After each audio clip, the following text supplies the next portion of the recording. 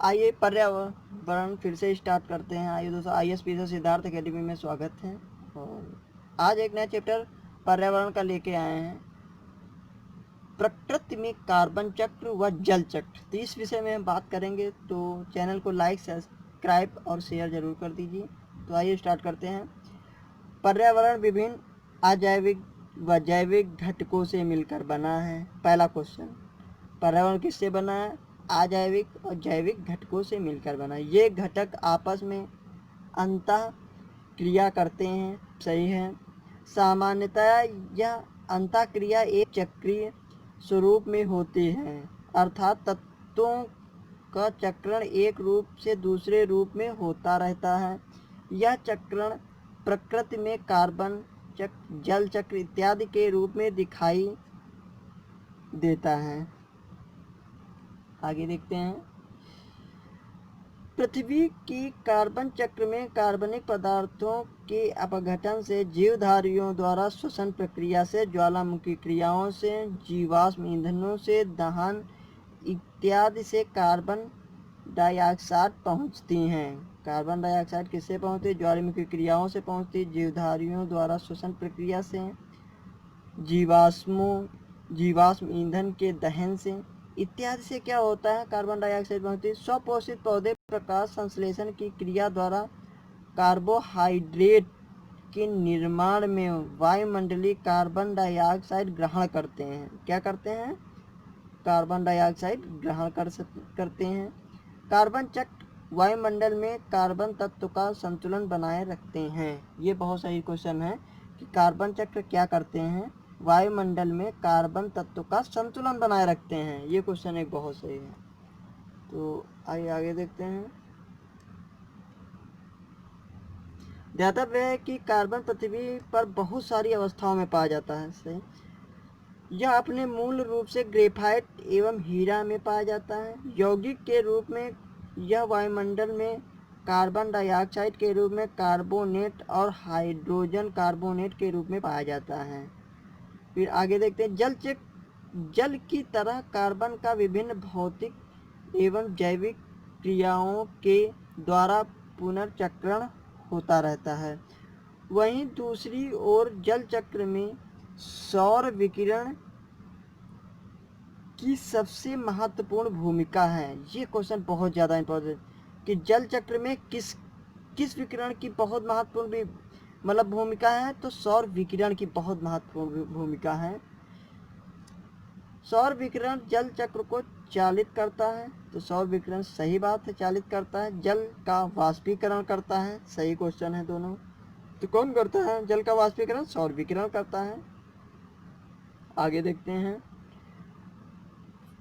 वायुमंडल में नमी वर्षा की मात्रा का निर्धारण करती है। सही। वायुमंडल में नमी, ये बहुत ज़्यादा इंपॉर्टेंट क्वेश्चन होने वाला है आपका। वायुमंडल में नमी वर्षा की मात्रा का निर्धारण करती है। सभी प्रकार की वर्षा की मात्रा यथा बूंदाबांदी वर्षा, बर्फबारी इत्यादि वायुमंडल में नमी की मात्रा में बढ़ जाती है। सौर विकिरण द्वारा बर्फ का जल में द्रवीकरण होता है। सौर विकिरण द्वारा बर्फ का जल में द्रवीकरण हो जाता है, मतलब पिघलने लगते हैं।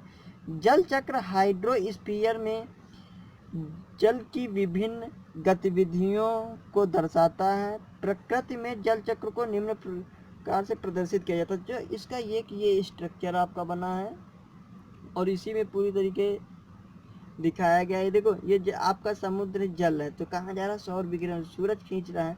फिर क्या? जल का वाष्पीकरण हो रहा है यहाँ से, जब सूरज खींच रहा है तो यहाँ पे बगल में जब वाष्पीकरण हो तो बादल बन रहे हैं। जब बादल बन रहे हैं तो काफ़ी जब जल हो जाता है तो यहाँ पे बादल की क्षमताएं ख़त्म हो जाती हैं। तो अब क्या करते हैं कि बल जहाँ पे ज़्यादा इकट्ठा हो जाता है जल, फिर वहीं पे उसी सामने वर्षा कर देता है बहुत तेज़ी के हिसाब से। और जब कम तापमान होता तो संघनित जल के हिसाब से वर्षा पर्वतों में होती है। ठीक। तो पेड़ पौधे फिर उगने लगते हैं बादलों की वजह से। ठीक है, तो आप समझ में आया होगा।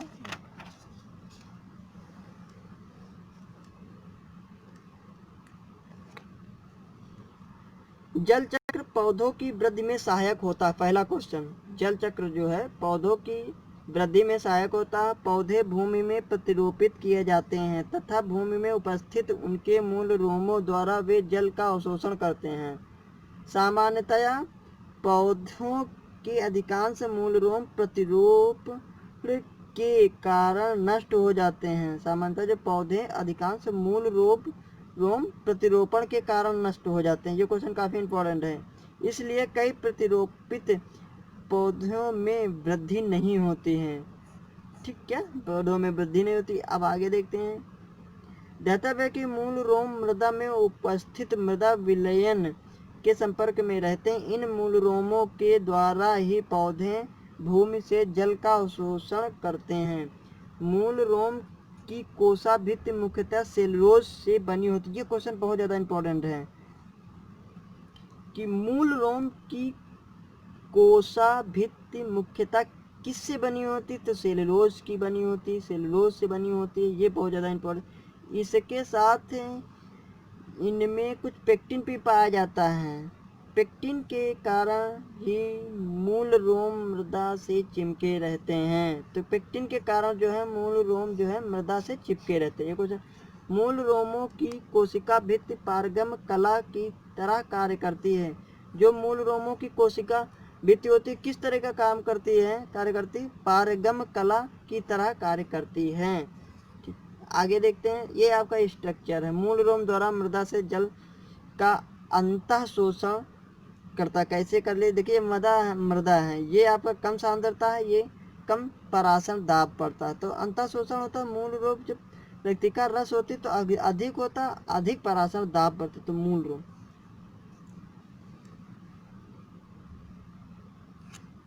इसके अलावा एक कारण यह भी है कि खेतों में उर्वरकों का प्रयोग करने पर यदि शीघ्र ही जल से खेतों की सिंचाई नहीं होती तो मृदा विलयन की सांद्रता अधिक हो जाती है। इससे जड़ के मूलरोमों द्वारा जल अवशोषण कठिन हो जाता है। इससे पौधे मुरझा जाते हैं। सही बात है, बहुत सही क्वेश्चन है। ये आप मेंस में डालने वाले हैं ये सब टॉपिक। आगे देखते हैं क्वेश्चन। निम्नलिखित में से विचार कीजिए।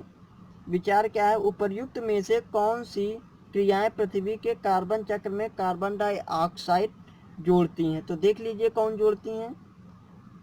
आपका जोड़ती हैं श्वसन, जैव पदार्थों का अपचय, ज्वालामुखी। मैंने थ्योरी में कहीं प्रकाश संश्लेषण का बताया नहीं, ये तो जल चक्र में काम आता है प्रकाश संश्लेषण। तो श्वसन, जैव पदार्थों का अपचय, ज्वालामुखी। तो आपका क्वेश्चन इसमें सी सही हो जाएगा। ये देख लीजिए। अब इसके विषय में हम पढ़ लेते हैं पूरी तरीके से।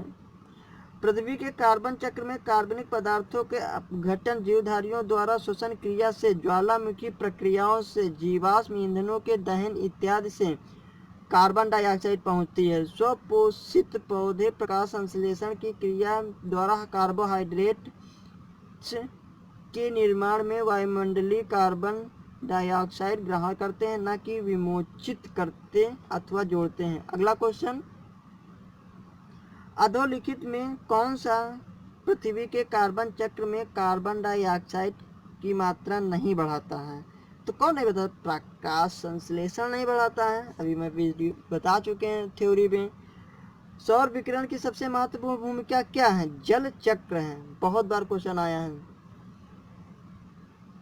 वर्षा की मात्रा निर्भर करती है, वर्षा की मात्रा निर्भर करती है वायुमंडल में नमी पर। आप थ्योरी उठा के देखेंगे तो यहीं पे मैंने कई बार उसको मैंने अंडरलाइन किया है, देख सकते हैं। देख लीजिए। वायुमंडल में नमी वर्षा की मात्रा का निर्धारण करती है। सभी प्रकार की वर्षा की मात्रा तथा बूंदाबांदी, बर्फ, बर्फबारी में नमी वायुमंडल में नमी की मात्रा को बढ़ा देती है। अगला क्वेश्चन, कई प्रतिरोपित पौधे इसलिए नहीं बढ़ते क्योंकि क्या हो जाता है, नई मिट्टी नष्ट, खनिज पदार्थ नहीं रहते। नहीं, ऐसा कुछ नहीं। अधिकांश मूलरोम नई मिट्टी को अधिक सख्ती से जकड़ लेते हैं। ये भी नहीं तो है कौन सा इसमें, प्रतिरोपण के दौरान अधिकांश मूल रोम नष्ट हो जाते हैं। मैंने ये थ्योरी में बताया था, प्रतिरोपण के दौरान अधिकांश जो है मूल रोम नष्ट हो जाते हैं। तो ये देख लीजिए आपका है, ये इसका यहाँ से क्वेश्चन उठ के आया है। ये उपस्थित मूल रोमों द्वारा सामान्यतः पौधों प्रतिरोपण के कारण नष्ट हो जाते हैं, ये क्वेश्चन है। तो आज इतना ही, और अगला वीडियो रहेगा आपका वायुमंडल का। ठीक है, तो वायुमंडल भी काफ़ी परीक्षा की दृष्टि से काफ़ी महत्वपूर्ण है। तो आज मिलते हैं नेक्स्ट वीडियो में।